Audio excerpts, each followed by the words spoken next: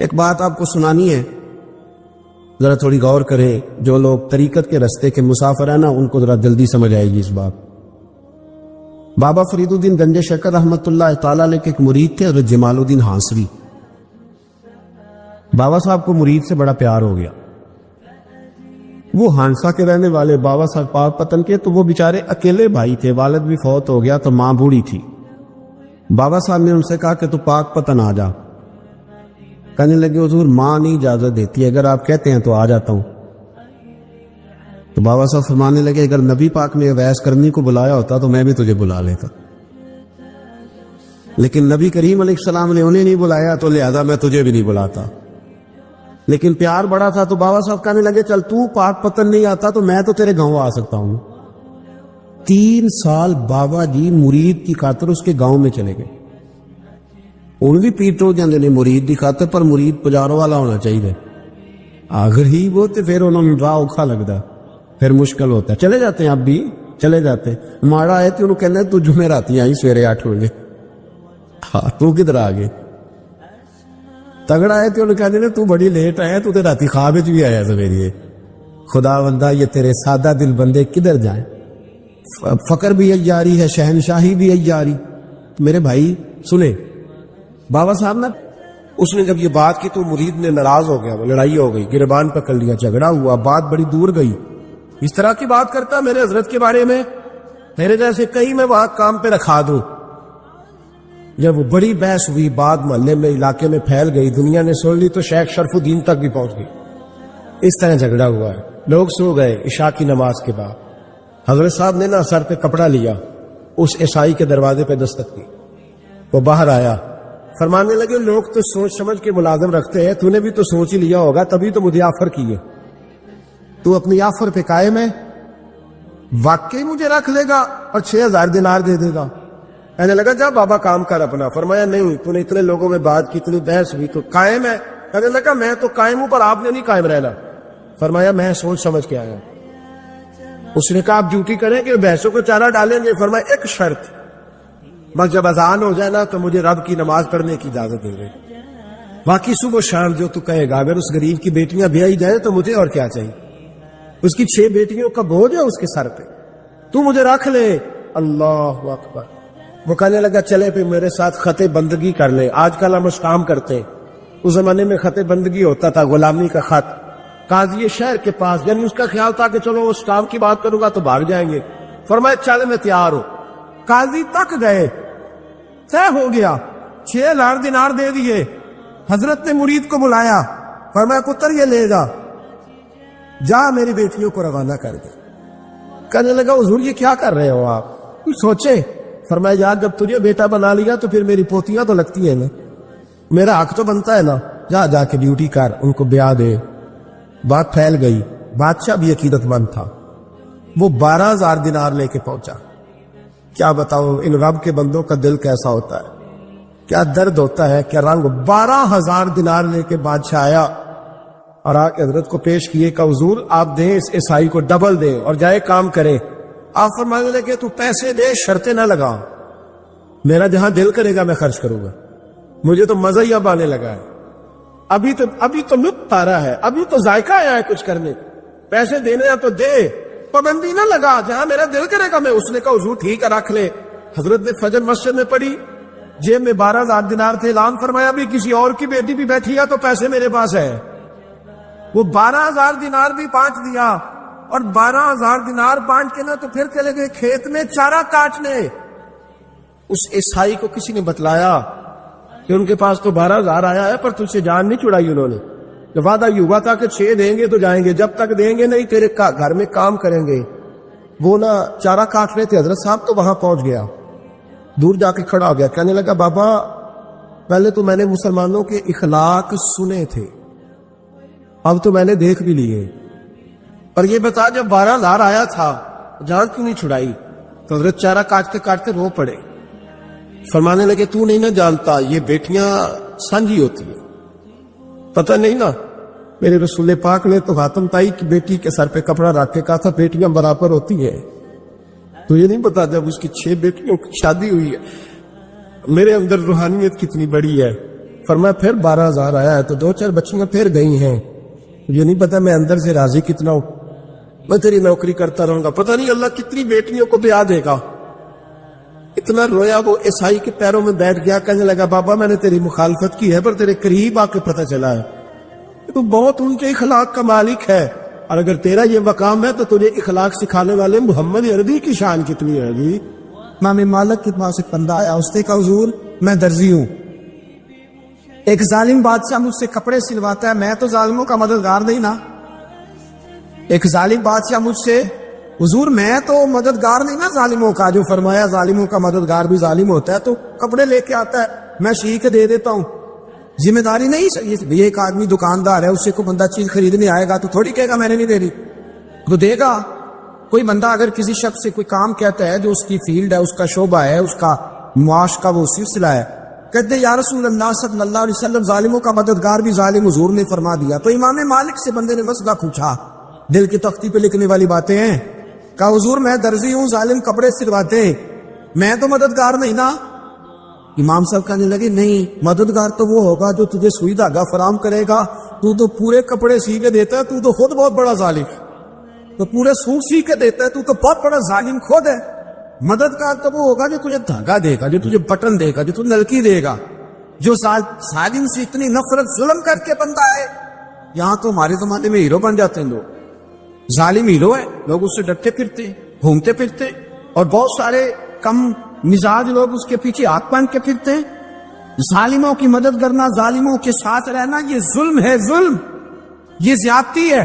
میرے نبی پاک صلی اللہ تعالی علیہ وآلہ وسلم نے ارشاد فرمایا، یاد رکھو رب فرماتا ہے میں مظلوم کی مدد ضرور کروں گا، چاہے جلدی کروں چاہے دیر سے کروں، میں مظلوم کی مدد۔ اور حضور صلی اللہ علیہ وسلم نے فرمایا ہے، حضرت معاذ بن جبل کہتے ہیں حضور نے مجھے یمن کا گورنر بنایا، جب میں جانے لگا نا تو حضور نے بڑی نصیحتیں کی، بخاری میں موجود ہے، فرماتے جب میں پلٹنے لگا تو میرے رسول نے فرمایا معاذ ایک منٹ ٹھہر جا، ایک بات میری یاد رکھنا، اس کو نہ بھولنا۔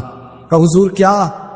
فرمایا دیکھنا کسی پہ ظلم نہ کر بیٹھنا، کہیں تجھ سے زیادتی نہ ہو جائے۔ محبوبہ پھر حضور نے فرمایا سن میرے معاذ، میں تجھے گورنر بنا رہا ہوں، زیادتی نہ کر بیٹھنا۔ یا رسول اللہ صلی اللہ علیہ وسلم کیا ہوتا ہے؟ تو میرے کریم نے فرمایا جب مظلوم دعا کے لیے ہاتھ اٹھاتا ہے تو عرش کا مالک کہتا ہے فرشتوں پیچھے ہٹ جاؤ، عرش کا مالک کہتا ہے فرشتوں پیچھے ہٹ جاؤ، دروازے کھول دو۔ فرمایا مظلوم اور رب کے درمیان شے حائل کوئی نہیں۔ بڑے غور کے ساتھ سورہ مومنون کی ان ابتدائی آیات پر غور کرنا چاہیے۔ رب فرماتا قد افلح المؤمنون، تحقیق مومن کامیاب ہو گئے۔ کون سے مومن؟ الذین ہم فی صلاتہم خاشعون، وہ جو اپنی نمازوں میں گڑ گڑانے والے، خشوع کے ساتھ، عاجزی کے ساتھ، انکساری کے ساتھ، ذوق کے ساتھ نماز پڑھنے والے ہیں۔ والذین ہم عن اللغو معرضون، اور وہ جو بیہودہ باتوں سے منہ پھیرنے والے، لغویات سے اپنا رخ پھیرنے والے، سنجیدہ لوگ۔ پھر ارشاد فرمایا والذین ہم للزکاۃ فاعلون، جو زکوٰۃ دینے کا کام کرنے والے ہیں۔ پھر فرمایا والذین ہم لفروجہم حافظون، اور وہ لوگ جو اپنی شرمگاہ کی حفاظت کرنے والے، اپنی شرمگاہ کی حفاظت کرنے والے، الا علی ازواجہم، مگر یہ کہ اپنی بیویوں پر، او ما ملکت ایمانہم، یا اپنی شرعی باندیوں پر۔ اس زمانے میں جو لونڈی خریدی جاتی تھی اس سے بھی وطی کرنا جائز تھا، اگرچہ اب لونڈیاں موجود نہیں ہیں تو یہ فعل بھی موجود نہیں، سوائے اپنی بیویوں پر یا شرعی باندیوں پر۔ فإنہم غیر ملومین، فرمایا جو یہ کام کرے اس پر کوئی ملامت نہیں ہے، اپنی بیوی کے پاس شرعی طریقے سے جائے یا باندی کے پاس جائے۔ فمن ابتغى وراء ذلك، اور جو آدمی اس کے بعد اس حد سے بڑھے، اس کے سوا کچھ اور کرے جو بندہ، فرمایا فاولئک هم العادون، یہ لوگ حد سے بڑھنے والے، جو لونڈیوں اور باندیوں کے علاوہ، اپنی بیویوں کے علاوہ کسی اور جگہ گندگی کریں، یہ حد سے بڑھنے والے، حدوں کو کراس کرنے والے لوگ ہیں۔ پھر ارشاد فرمایا والذین هم لاماناتہم وعہدہم راعون، اور وہ جو اپنی امانتوں اور اپنے وعدوں کی رعایت کرتے ہیں، امانتیں ادا کرتے ہیں، وعدے پورے کرتے ہیں، اور وہ لوگ جو اپنی نمازوں کی حفاظت کرنے والے ہیں، جن میں یہ خوبیاں آ گئی، میرا رب فرماتا ہے نماز میں خشوع وضو حاصل ہو گیا، فضولیات سے بچ گئے، زکوٰۃ ادا کرنے والے بن گئے، شرمگاہ کی حفاظت کرنے والے بن گئے، امانتیں عہد پورے کرنے والے بن گئے، اپنی نمازوں کے محافظ ہو گئے۔ اللہ اکبر، قربان جائیں۔ مالک فرماتا ہے اولئک ھم الوارثون، یہی لوگ تو وارث ہیں۔ یا اللہ کس چیز کے؟ فرمایا الذین یرثون الفردوس، یہ لوگ جنت کے وارث ہیں، یہ جنت کے وارث ہیں یہ لوگ، ہم فیہا خالدون، اور فردوس سے جنت سے نکالے نہیں جائیں گے، ہمیشہ ہی جنت میں رہیں گے۔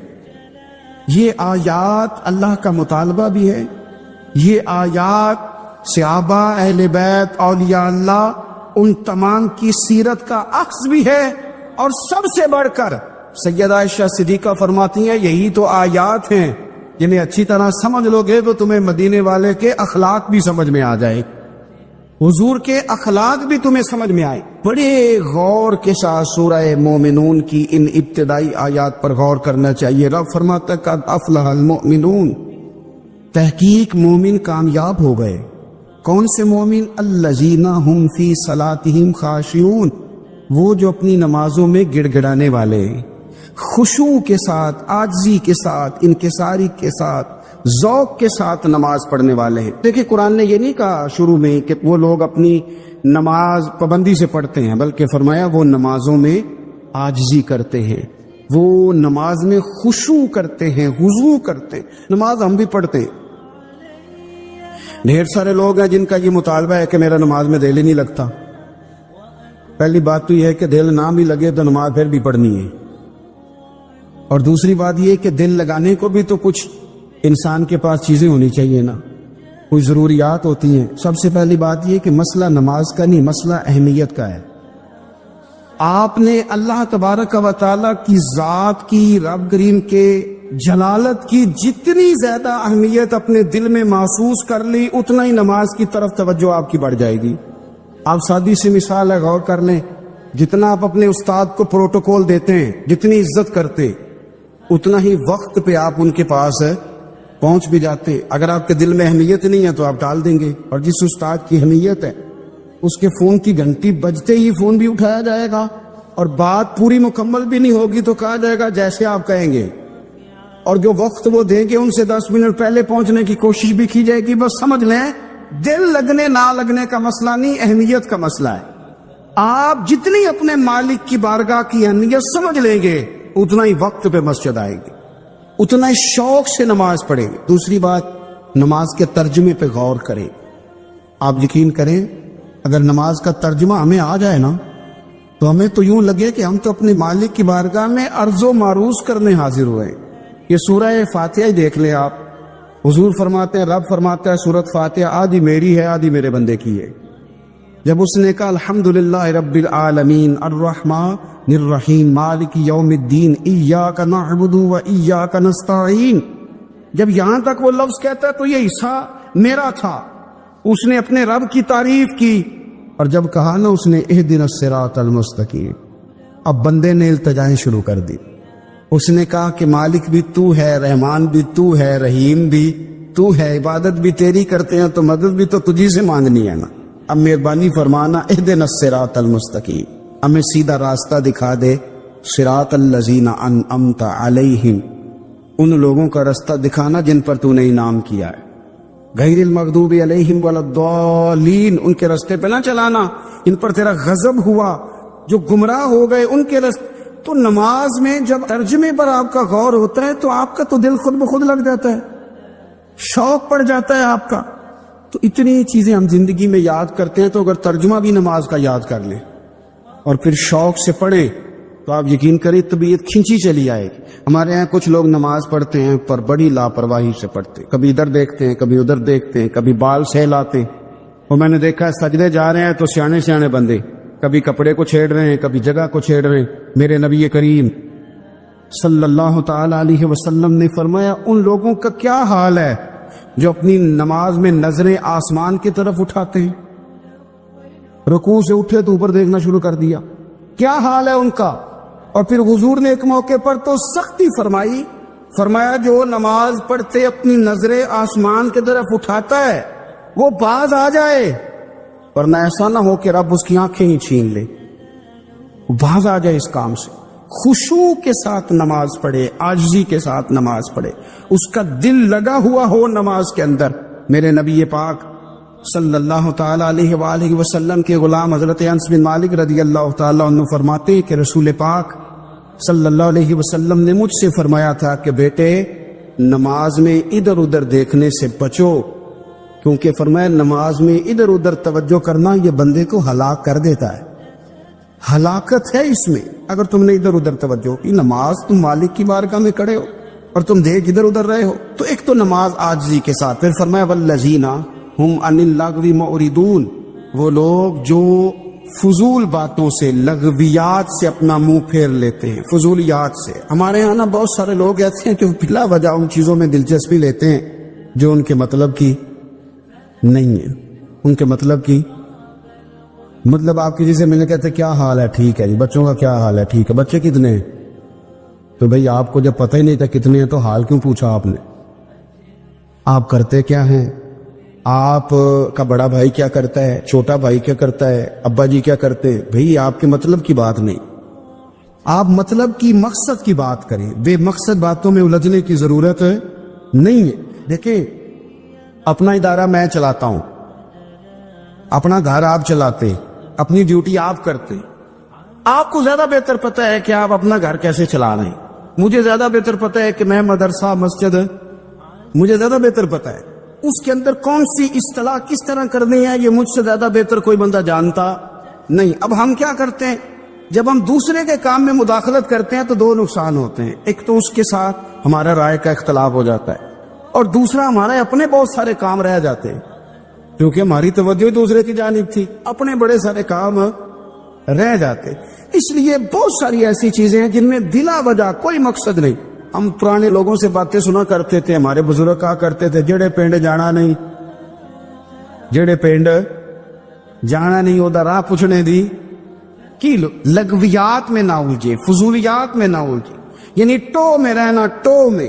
آپ یقین کریں میں نے پرسنلی طور پہ اس چیز کو محسوس کیا ہے کہ ہمارے بہت سارے اہم حقوق صرف اس لیے مس ہوتے کہ ہماری اپنے سے زیادہ توجہ سامنے والے پہ ہوتے، سامنے والے۔ میں نے دیکھا بڑے بڑے عجیب سوال اور بڑے بڑے انوکھے سوال، مطلب یہ کہ اتنی لمبی چوڑی، اور لوگوں کو بڑا پتہ ہوتا ہے یہ فلاں آدمی جو ہے اس کے بچے کتنے ہیں، وہ بیاہ ہے کہاں پہ، کس کس علاقے میں ان کی شادیاں ہوئی ہیں۔ اتنی تفصیلات کی ہمیں ضرورت نہیں ہے، ہم سے تو ہمارے بارے میں پوچھا جائے تو ہمیں اپنا معاملہ بڑا صاف ستھرا۔ دیکھیں کیا سونی بات کی مدینے والے رسول، قربان جائیں حضور کے جملوں پر۔ ایک شخص نے پوچھا حضور سونا اسلام کون سا ہے، خوبصورت مسلمان کون ہے؟ تو نبی پاک صلی اللہ علیہ وسلم نے فرمایا وہ خوبصورت مسلمان ہے جو بات اس کے مقصد کی نہیں، بے معنی ہے، وہ بات وہ چھوڑ دے۔ بے مقصد باتوں سے الجھنا جو بندہ چھوڑ دے وہ مسلمان بڑا سونا مسلمان ہے۔ ہم کمزور اس لیے ہوتے ہیں کہ ہماری توجہ زیادہ دوسروں کی باتوں پر پڑتی ہے۔ پھر فرمایا والذین هم للزکاۃ فاعلون، وہ لوگ جو زکوٰۃ دینے کا کام کرتے ہیں، صدقات کرتے ہیں، خیرات کرتے ہیں، وہ کامیاب ہو جاتے ہیں۔ پھر فرمایا والذین هم لفروجهم حافظون، وہ جو اپنی شرمگاہ کی حفاظت کرتے ہیں۔ نوجوان میری بات پر توجہ کریں، فرمایا وہ لوگ جو اپنی شرمگاہ کی، والذین هم لفروجهم حافظون، وہ لوگ جو اپنی شرمگاہ کی حفاظت کرتے۔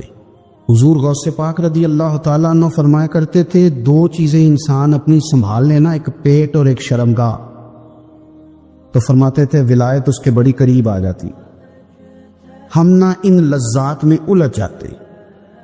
سیانے سیانے بندے روٹی کمر سیدھی کرنے کے لیے کھانی چاہیے، زبان کے ذائقے کے لیے نہیں کھانی چاہیے۔ یہ زبان کا ذائقہ لگ جائے یہ کہیں کا نہیں چھوڑتا انسان۔